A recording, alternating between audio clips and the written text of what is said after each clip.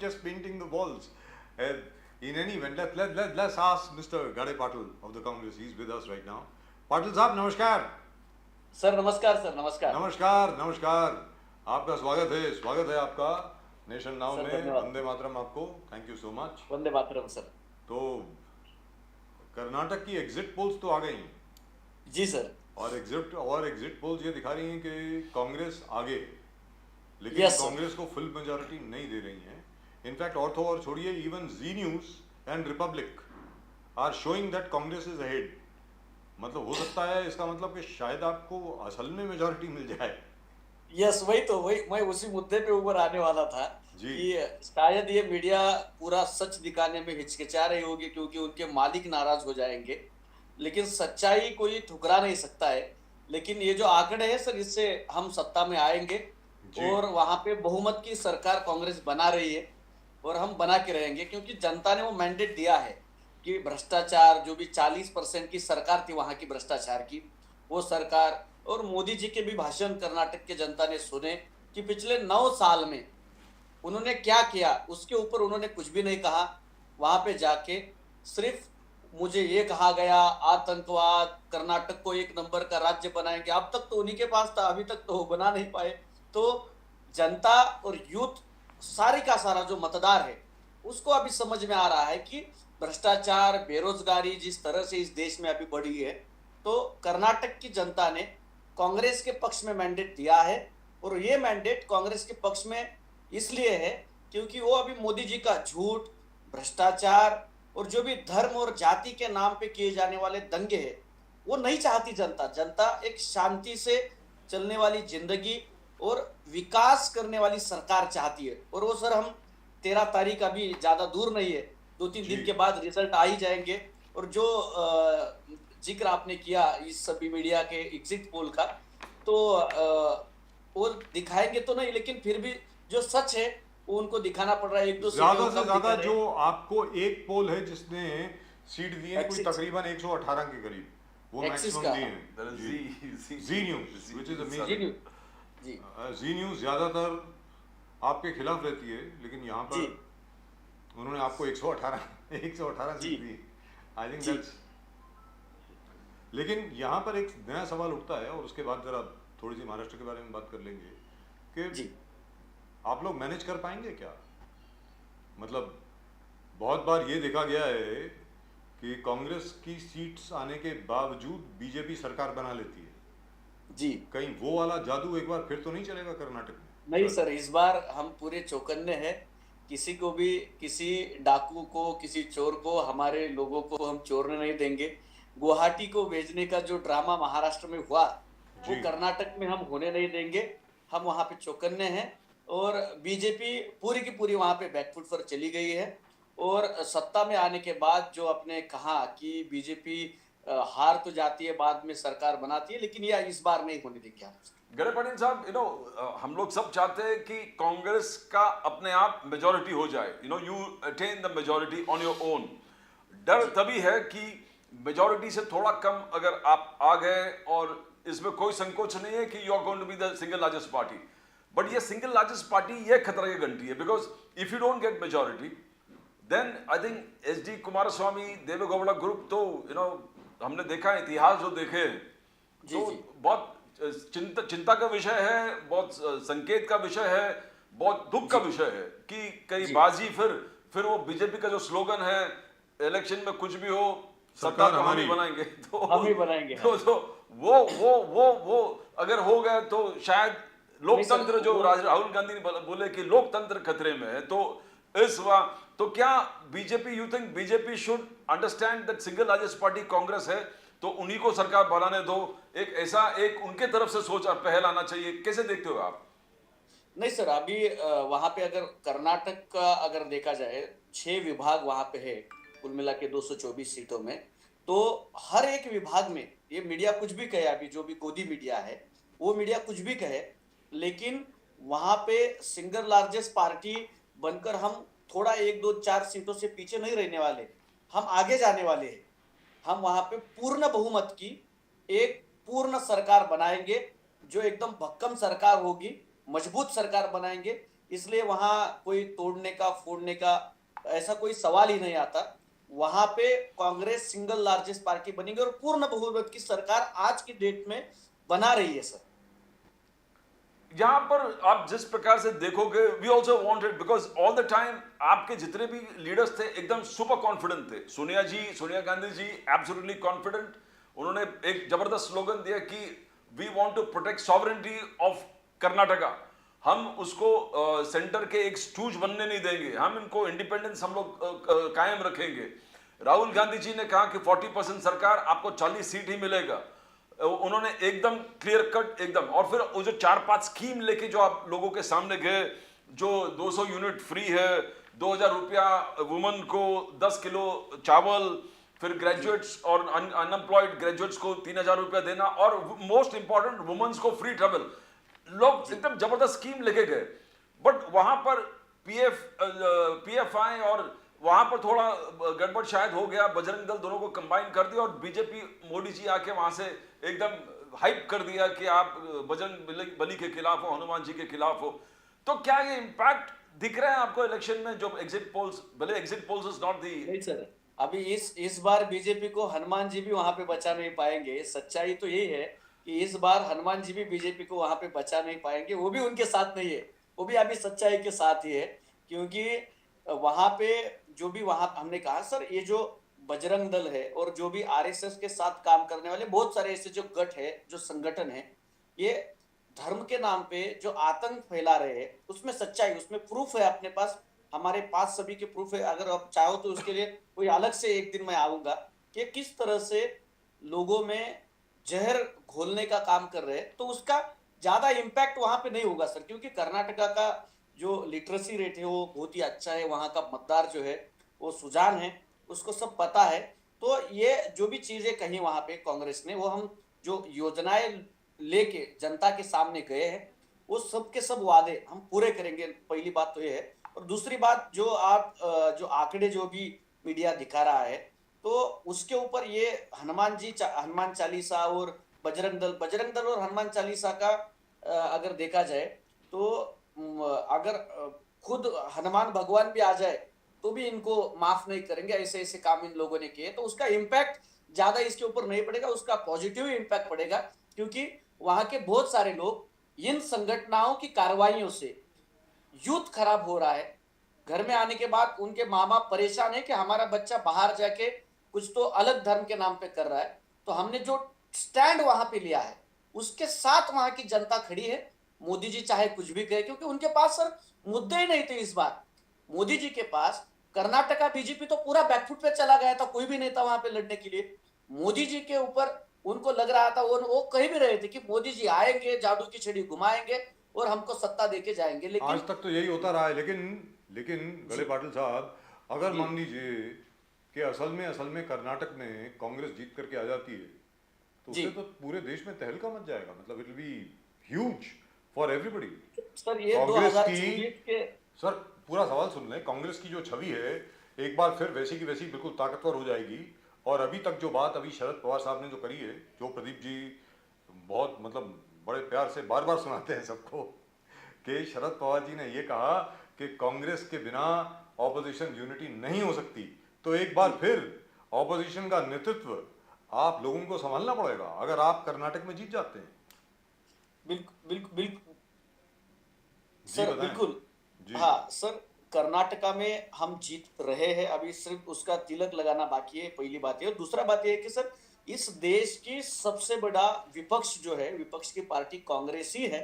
और अगर बीजेपी को हराना है और इस देश में फिर से जो भी लोग बोल रहे हैं कि हम लोकतंत्र बचाना चाहिए, बीजेपी लोकतंत्र के लिए खतरा है, और वो लोग जो चुनाव आते आते ना लोकतंत्र के हित में होते हैं, ना ही कांग्रेस के साथ आते हैं। हाँ, कांग्रेस भी बुरी है, बीजेपी भी बुरी है, ऐसा जो कहने वाली छोटी मोटी पार्टियां हैं इस देश की, वो पार्टियां इनडायरेक्टली बीजेपी को ही वहां पे हेल्प कर रही है। तो जैसे हम कर्नाटक जीतते, तो ये हमारे 2024 के लोकसभा के जीत की शुरुआत यहाँ से होती है। और कर्नाटक जीतने के बाद इस देश का, जैसे भी आपने जिक्र किया, प्रदीप जी भी हमेशा बताते हैं कि पवार साहब ने जो कहा कि कांग्रेस के सिवाय यहाँ पे विपक्ष बन ही नहीं सकता, क्योंकि कश्मीर से कन्याकुमारी तक हर गांव में कार्यकर्ता रखने वाली जिसके पास है, ऐसी एक ही पार्टी वो है कांग्रेस पार्टी। तो कांग्रेस को छोड़ के अगर कोई विपक्ष, गड़े पाटिल साहब आपकी बात मानता हूँ, लेकिन यहाँ पे एक और चीज मैं आपको थोड़ा पीछे लेके जाना चाहता हूँ जी। 2018 में भी आप जीते थे, मतलब जी। आपकी 80 सीटें थी, बीजेपी की 104 थी, लेकिन सरकार आप लोगों ने बनाई नहीं। इफेक्टिवली कर्नाटक में आप जीत गए, अलायंस बना करके जीत गए, लेकिन जीत गए, मतलब सरकार आपकी बन गई जी। छत्तीसगढ़ में भी आपकी सरकार आ गई थी, मध्य प्रदेश में आपकी सरकार आई, राजस्थान में आपकी सरकार थी, पंजाब में आपकी सरकार थी, याद होगा अगर आपको। So what are we looking at? Punjab, Madhya Pradesh, Chhattisgarh, Rajasthan, Karnataka, इन 5 जगह पर आपकी सरकार थी। तो ये लग रहा था कि 2019 के चुनाव में Congress will perform really well, but mister Modi came back with 303 seats.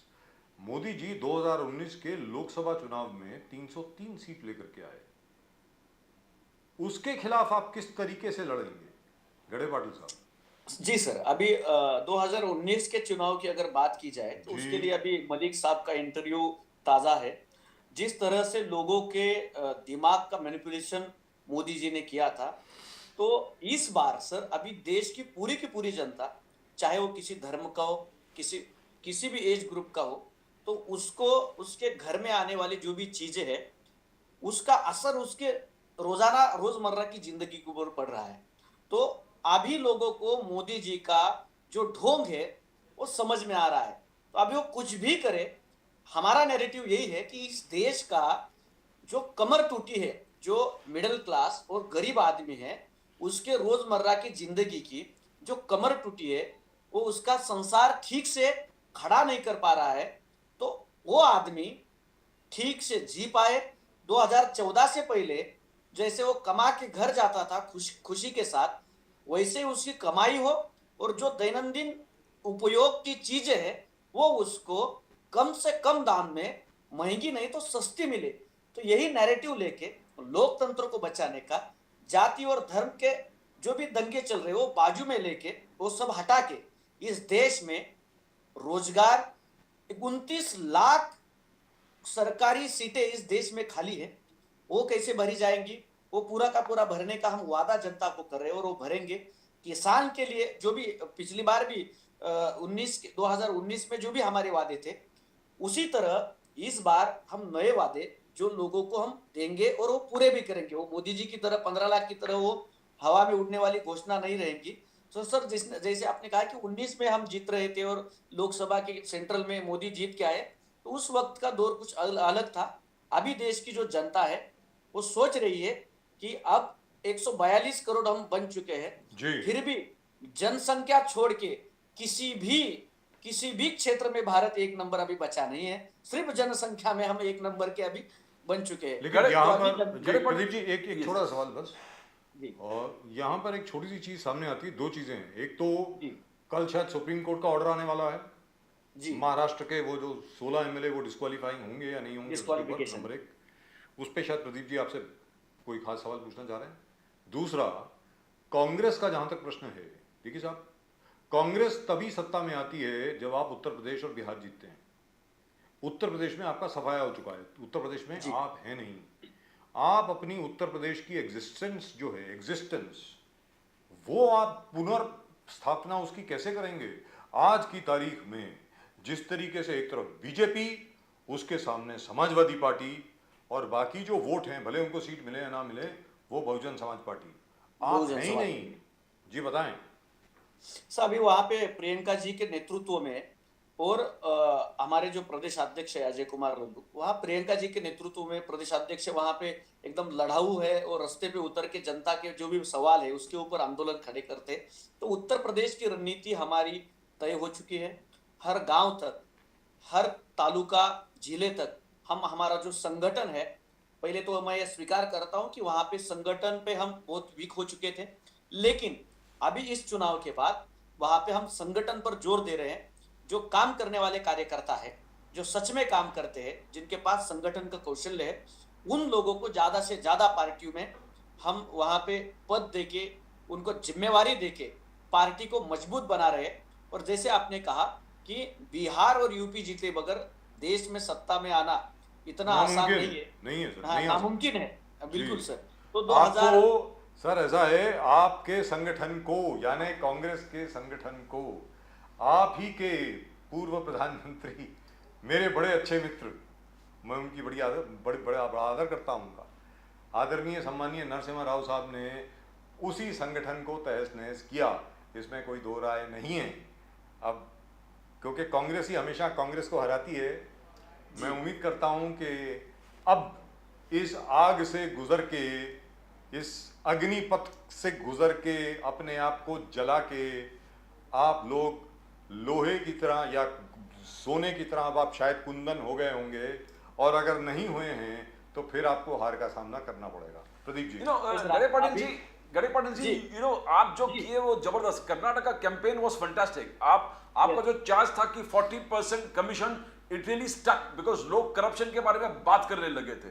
लोग वोट करते वक्त भी बोले कि करप्शन के खिलाफ है हम, वो स्टिक हो गए राहुल गांधी जी के कमिटमेंट। फिर इनका डबल इंजन बीजेपी का आपने ट्रबल इंजन बोल दिया, तो दैट आल्सो स्टक। सबसे मोस्ट इंपॉर्टेंट, बड़ी छोटी सी बात है but it is very impact, जहां बीजेपी का कहना था कि हनुमान चालीसा पढ़ के जाओ और वोट करो, आपने शायद सिलेंडर देख के बोले, सिलेंडर, गैस सिलेंडर देख के आप वोट करने जाओ।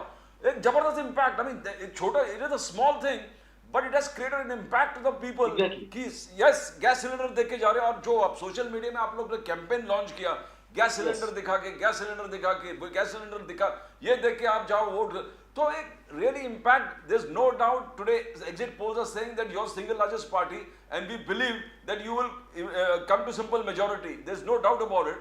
But ये छोटे छोटे जो बातें हैं जो आपने हाईलाइट किया social media, gas cylinder, 40% commission, trouble engine, this has really created an impact. क्या आपको नहीं लगता कि जबरदस्त इम्पैक्ट इसी की वजह से हुआ? बिल्कुल सर। जिस तरह से सोशल मीडिया के ऊपर बीजेपी का ट्रोलर्स का गैंग एक चल रहा था, हमने सोचा कि ये देश का पूरा यूथ हो या फिर बुजुर्ग आदमी हो, आज सोशल मीडिया के ऊपर ही है। ज्यादा अभी पढ़ना भी लोगों ने बंद किया है, तो उनके जो सवाल है, उनका जो दुख है, वो उनके हाथों में एनसाइक्लोपीडिया पड़ा है, पूरा सोशल मीडिया पड़ा है। तो ये माध्यम हमको अच्छा लगा, और बीजेपी उसका झूठ फैलाने के लिए यूज करती है। हमने सच लोगों तक बताने के लिए, सवाल उठाने के लिए उसका यूज किया, और लोगों के सवाल बस उनको याद दिलाए कि ये आपकी अड़चने हैं, ये आपके प्रॉब्लम्स है, और लोगों को वो सही लगे। और बीजेपी का एक भी जुमला कर्नाटक के प्रचार में टिक नहीं पाया। बीजेपी हर दिन शुरू से बैकफुट पर रही, और वही बीजेपी जैसे शुरू से प्रचार में बैकफुट पर रही, 13 तारीख को रिजल्ट में भी बैकफुट पर रहेगी सर। एक एग्जिट पोल है बस, जन की बात एग्जिट पोल, जहां पर दिखाया जा रहा है कि बीजेपी को 94 से 117 मिलेंगे और आपको 91 से 106 मिलेंगे। सिर्फ एक एग्जिट पोल ये दिखा रही है कि आप हार रहे हैं, मतलब बीजेपी आगे है आपसे, ये ऐसा कहा जा रहा है। सर हमको बेंचमार्क है, रिपब्लिक टीवी क्या बोल रहा है? रिपब्लिक टीवी भी बीजेपी को मेजॉरिटी नहीं दे रहा है, तो उससे क्लियर कट है कि and Zee news, don't forget Zee news, इसी में हमारी जीत है। यदि जी और रिपब्लिक का सर्वे हमको मेजॉरिटी दे रहा है, तो मैं तो बोल रहा हूँ हम वहां से 125 से भी ज्यादा सीटें जीतकर आज सरकार बना रहे। 125 से भी ज्यादा। चलिए, मुबारकबाद आपको, कंग्रेचुलेशन। कल बहुत सारे इवेंट्स, जैसे बजाज साहब बोल रहे थे, कल बहुत सारे इवेंट होने वाले हैं, जहाँ सुप्रीम कोर्ट चीफ जस्टिस साहब ने कहा कि call it will be a live, वो पूरे लाइव में दिखेंगे ऑर्डर। ये लैंडमार्क जजमेंट जो होगा महाराष्ट्र में, 16 लोग डिस्क्वालीफाई होंगे, नहीं होंगे, तो जैसे यहाँ के स्पीकर और फडणवीस जी बोले कि रिजल्ट कुछ भी हो, हमारा सरकार तो स्थिर है, स्टेबल है, कुछ नहीं होगा। इसका कैसे देखते हो आप गणे पाटिल साहब? पता नहीं ये लोग इतना कॉन्फिडेंस कहाँ से लाते हैं, लेकिन वो सब उनके पार्टी में मिलता है, वो झूठ का कॉन्फिडेंस लाने का सब ट्रेनिंग वहीं पे मिलता है। लेकिन कल कोर्ट का फैसला क्या हो उसके ऊपर तो कल ही देखा जाएगा, बस अभी कुछ भी चंद घंटे बचे हैं। लेकिन कल का सिर्फ महाराष्ट्र के लिए, कल का जो भी डिसीजन आएगा वो फैसला सिर्फ महाराष्ट्र के लिए नहीं, इस देश के लोकतंत्र के लिए बहुत ही इंपॉर्टेंट है, क्योंकि वो 16 लोग डिस्क्वालीफाई होने चाहिए। क्योंकि अगर अभी पता नहीं कोर्ट क्या फैसला देगा, वो कल देंगे, लेकिन अगर उनको डिस्क्वालीफाइड किया जाता है तो जैसे ही वो डिस्क्वालीफाई होने वाले हैं पता चल जाएगा, तभी मुख्यमंत्री जाके इस्तीफा दे देंगे, ऐसा तो मुझे लग रहा है। लेकिन फिर भी वो कल तो देना देखते ही हैं पड़ेगा सर, वो तो देना ही सर। पड़ेगा हाँ बिल्कुल, वो देना ही पड़ेगा। जी। लेकिन जैसे कि ये कल हो रहा है, इसके पीछे भी बहुत बड़ी साजिश होगी, क्योंकि आज कर्नाटक का वोटिंग था, अभी तक ये रोक के रखा था, क्योंकि अगर 2-3 दिन पहले या एक हफ्ता पहले आ जाता रिजल्ट उसका, तो शायद और ज्यादा इम्पैक्ट एग्जिट पोल जी और आर भारत को कुछ अलग दिखाना पड़ता और बढ़ा के हमारा। लेकिन ठीक है, वो साजिश चलिए उन्होंने साहब, वहां पे की, लेकिन उसका भी ज्यादा कुछ फायदा उनको नहीं होगा। लेकिन सर, मुद्दे पे आता हूं जो आपने पूछा, वो 16 लोग डिस्क्वालीफाई जरूर होंगे, मुझे न्याय व्यवस्था पर पूरा भरोसा है। और ये जो बेकायदा चलने वाली सरकार है पिछले 1-1.5 सालों से, वो सरकार चली जाएगी शायद। यहाँ पे but the numbers will still be with them. Balaji Ganepal साहब उसके ऊपर जरा बात करेंगे जजमेंट आने के बाद। 16 लोग अगर डिस्क्वालीफाई भी हो जाते हैं फिर भी मेजोरिटी उनके पास ही रहेगी। हो सकता है देवेंद्र फडणवीस जी इस बार मुख्यमंत्री बन जाएं, but and that will lead more stability to the government, because after all he will be representing 104 because the BJP has lost 1 seat, जो कस्बापेट की सीट है बीजेपी हार गई थी, शिवसेना जीती है वहाँ पे। तो मेरा ये कहना है कि जहाँ तक कांग्रेस जीती, कांग्रेस जीती, आप जीते हो वहाँ पे, लेकिन मेरा ये कहना है चलिए ठीक है, उसके बारे में तो बाद में बात करेंगे। लेकिन इस बात के लिए आपको मुबारकबाद, शुभकामनाएं, आपको कंग्रेचुलेशंस कि एग्जिट पोल्स में तो आप जीत गए जी सर, हम असल में जीते हैं ग्राउंड पे। चलिए, क्योंकि आज तक क्या होता था, पूरे पैटर्न अगर देखा जाए तो बीजेपी कभी एग्जिट पोल में हारती नहीं थी। जी जी, एग्जिट पोल में वो बीजेपी को चुनाव में हराना हार जाएगी, नामुमकिन लेकिन था। एग्जिट पोल में कभी हारते नहीं सर, सही बात है। एग्जिट पोल में हमेशा जीतते थे, ये दुरुस्त बात है। चलिए वही सर, एक महाराष्ट्र की इस राजनीति का जो भी आपने पूछा, उसके ऊपर एक मिनट का मैं बोलना चाहूंगा कि इस सरकार ने, अगर ये 16 लोग डिस्क्वालीफाई हो जाते, पता नहीं मुख्यमंत्री बना गया, प्रेसिडेंट, यहाँ पे राष्ट्रपति राजवट लगेगी, लेकिन एक जो सवाल है, जो पार्टी बदलने का जो एक्ट है उसके तहत, अगर ये 16 लोग डिस्क्वालीफाइड हो जाते हैं, तो उसके बाद शायद जो बचे कुचे हैं उनका क्या होगा वो कल देखेंगे जी। लेकिन जो मंत्रिमंडल बढ़ाया नहीं है, उसको एक्सपांड नहीं किया गया, वैसे नए मुख्यमंत्री आ जाए या फिर राष्ट्रपति राजवट लगने के बाद 6 महीने में इलेक्शन हो जाए, फिर भी यहाँ पे बीजेपी सत्ता में नहीं आ रही है, यही सच्चाई है। और तीसरी चीज ये है, अगर ऐसा हो जाता है, we still don't know what the Supreme Court is going to do tomorrow, and we are just speculating over here. Again, no disrespect to the Supreme Court. If suppose it happens, then the Election Commission of India will be forced to revisit its decision on taking the Shiv Sena name and giving it to the Shinde group, and taking the symbol and giving it to the Shinde group. That is most important. But anyway, that's for a later date. Let's see what happens. As people have said again and again and again, as Mr. Pawar himself said, neither the symbol nor the name is important. What is important is your brand equity, your political equity among people. That's what is the most important. Right? Balaji Gade-Patil साहब, बहुत बहुत धन्यवाद आपका हमारे साथ जुड़ने के लिए। Thank you so much, always a pleasure talking to you. और आप जिस प्रकार जी, और आप जिस प्रकार, ज़्यादातर आज पहली बार ऐसा हुआ है कि किसानों के ऊपर हमारी बात नहीं हुई है, लेकिन we always respect your expertise, specially on rural Maharashtra, और किसानों की स्थिति को लेकर के जो आपकी स्टडी है वो काबिल तारीफ है। फसल बीमा के ऊपर एक प्रोग्राम करना है, मैं आपको बिल्कुल दुरुस्त बात है, बिल्कुल करना है। और अगली बार जब आप मुंबई की तरफ आते हैं तो आप हमारे स्टूडियो भी जरूर आएँ और हमारे साथ बैठ करके जरूर चाय भी पिएं। थैंक यू सर, नमस्कार। नमस्कार, वंदे मातरम। चलिए, बालाजी गड़े पाटिल साहब वंदे मातरम नहीं बोलते।